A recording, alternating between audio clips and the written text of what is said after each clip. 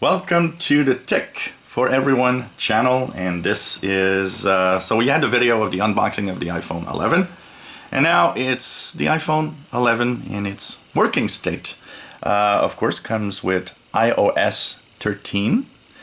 Interesting to see the structure of the camera, and it's funny because we were just discussing that the fact that it's not totally recessed, there's just a little bit of the camera coming out of the back.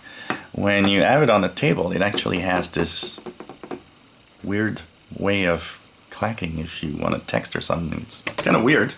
It's the first time I see that on a phone, but kind of interesting. One of the things also I was thinking about while I was putting it down is, is there going to be people complaining once again that maybe the phone can bend because they keep it in their pocket and they sit down on it? These are very, very thin phones, and I'm pretty sure they are somewhat fragile. So this, of course, the red iPhone 11, and this phone has a capacity of 64 gigabytes. You can buy it in 128 and 256 gigabytes. Some people are complaining this week, by the way, that 64 gigabytes should not be offered anymore because today it's not that much. And that 128 should be the minimum now. But then again, well, the difference is, the Galaxy S9 has 64, but you can add a micro SD card. So it extends the storage. The screen is a 6.1 inch screen, and it's called Liquid Retina Display, HD display. 6.1 inch diagonal. It has a resolution of 1792 by 828 pixel. Which is quite dense. It is very crisp. I was looking at the text, for example, the text in the menus, and it's extremely crisp. It's really, really nice. I almost, I was looking at that text, and I was kind of thinking of the text on my Galaxy S9 Plus. For some reason, I find that the text here seems to be a little more defined or more detailed. So I don't know if it has to do with the resolution of the screen. Also, you see here we are right now in the dark mode. So you have dark and light. This, of course, something that Android had for a while, is now on Apple iOS 13. And the good thing about the dark mode is not only does it help you because, there's always that issue with blue light that apparently interferes with your sleep cycle. The interesting part also of dark is that it actually should make your battery last longer, because each pixel actually that is dark doesn't actually illuminate, doesn't use electricity technically. So dark mode should extend your battery life, and I find dark mode quite interesting, much more interesting honestly than the regular light mode. Even on my Android phones, everywhere I've kind of enabled everything that I can that is dark mode. It is interesting because the navigation, I haven't used a iPhone in a long time, and getting to the navigation of the phone is kind of interesting in a way because the gestures. Also, iOS 13 has different gestures. One of them that is kind of weird because before you would actually just tap and hold an icon to, for example, remove it from your screen. Now you tap and hold, and it offers you. So here is the settings. But if I have another one, that depends on the probably the icon. So here, rearrange apps. You gotta do rearrange apps to actually then be able, if you want, to remove one app. And a lot of people are saying, well, isn't that kind of an extra step, making it a little more difficult to understand how to remove an icon from the start screen? Interesting also is the different menus that are rearranged. For example, in the setting, if you hold the setting icon, it actually gives you more settings: battery, cell, data, Wi-Fi, Bluetooth, which is interesting. That I'm not sure if it did that in the previous iOS. So splash water resistant, IP68. It says maximum depth of 2 meters up to 30 minutes. So if you have it in your shirt pocket, you flush the toilet and it goes in, it should be okay when it comes back out. I don't know in what state, but it should be okay. Camera, 12 megapixel ultra wide and wide cameras. Actually, that is something that was interesting. When I actually clicked the camera earlier, it actually asked me, do you want to take an extra wide picture that is out of the frame? Meaning that what you see on your screen is not exactly what your picture will look like. It actually takes more of the picture. Actually, it's kind of wider than what it can display on the screen, which is kind of interesting. I'm not sure why it shouldn't all be on the screen, but that's the way that I kind of useful understand. for peeping. Yes, maybe, I don't know. 2 times optical zoom out and 5 times digital.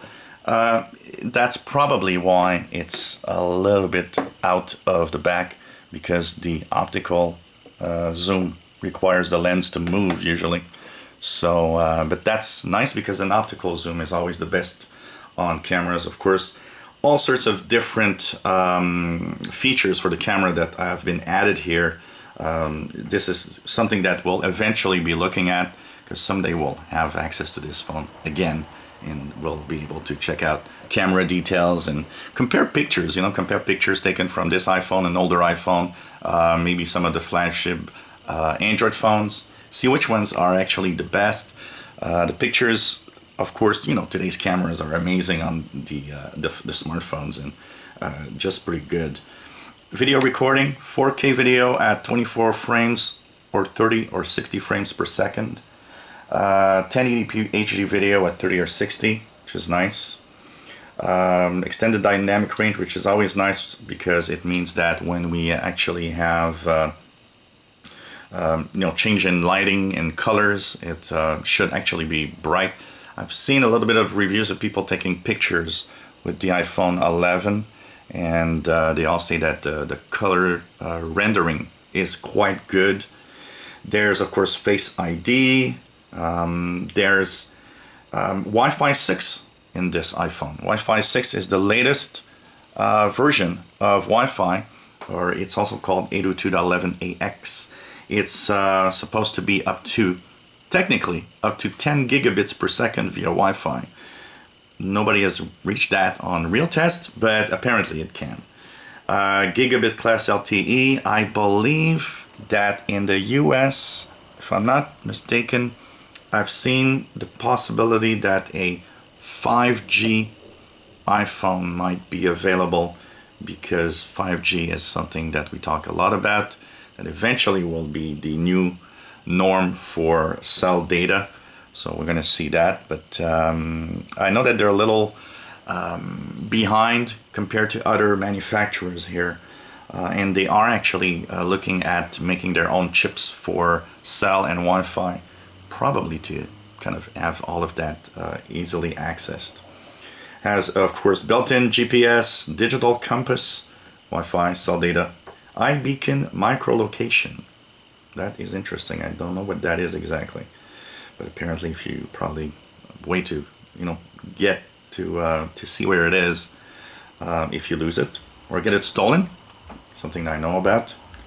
FaceTime audio, voice over LTE, Wi-Fi calling, of course, codecs for audio playback are there, video playback, pretty much all the codecs are there. There is Siri, of course. There's the external buttons. So we have the buttons here on the left side, which are ring silence, so kind of a mute button, up down volume, that's on the left side here. You've got the side button right here, which actually turns it on or off. You have, of course, built-in stereo speakers at the top where the notch is. Some people still have a hard time with that famous notch that was there. And I always found it kind of fun that, or funny, that some Android phone manufacturers want to imitate the notch. I never understood why they want to do that. At the bottom, there's built-in microphones and there's built-in stereo speakers. So if you're close enough, you might actually be able to notice that there's a stereo effect. And of course they're using the lightning connector at the bottom of the phone for the connection to either a PC or to charge. Lightning is kind of an Apple standard, and of course the earphones are lightning connector earphones, so you won't be able to put all the types of earbuds or earphones you might want to use with it. Power and battery, apparently video playback up to 17 hours, video playback streamed 10 hours, audio playback 65 hours. Fast charge capabilities is 50% charge in 30 minutes. And that is with a 18 watt adapter or higher that is sold separately. So that means that you'll be on slow charge because they don't want to give the 18 watt adapter. But you can have a more powerful adapter to charge it faster. Extra charge, of course.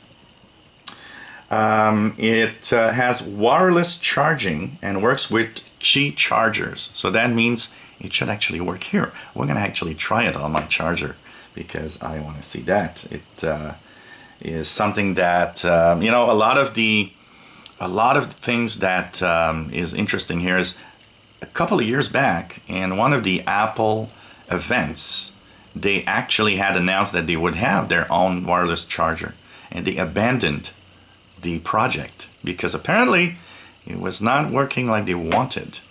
So this is kind of interesting to see the different things here. And so it has wireless charging, and this is good because wireless charging is getting more and more of a standard. I actually love the fact that I don't have to plug in a cable every time I want to charge. I just put it on a dock. iOS 13, which is called the world's most personal and secure mobile operating system, packed with powerful features and designed to protect your privacy. Yeah. Of course, there's the regular built-in apps that Apple incorporates in here. SIM card, dual SIM card capability. They have anything else? Mail attachment support requirements. If you have a PC, of course, Windows 7 or later, iTunes 12 or later, and macOS Catalina 10.15, and El Capitan 10.11.6 through the latest 10.14.6 Mojave. And of course, it supports multiple languages. So this is going to be, it's an interesting device. And this basic model, I believe, is the one that comes at like something like 700 and it's probably in US dollars or Canadian dollars. I saw $770 on Apple website a little earlier. So if you want to buy it, I'll click the buy button here on my laptop to see if what price. So okay, here in Canada it's $979 for the basic. So it's probably US price that I saw at 700 and something, and $1,049 for the 128 gigabyte, and $1,189 for the 256 gigabyte. So beautiful device. Of course, we'll see what else we can do in videos, including checking iOS 13. But iOS 13 we can look with different devices also, and it's a beautiful device, beautiful iPhone 11 here that is with iOS 13. And of course, like I said, released in the past 24 hours. So I hope you enjoyed this look at the specs and the phone itself while it's working. We'll actually have a video. We'll try to do a couple of apps that will start and shut down on an iPhone 7 that has iOS 13 and the iPhone 11. See the speed difference in the performance. If you enjoy our videos, please subscribe, give us thumbs up. Thank you for watching.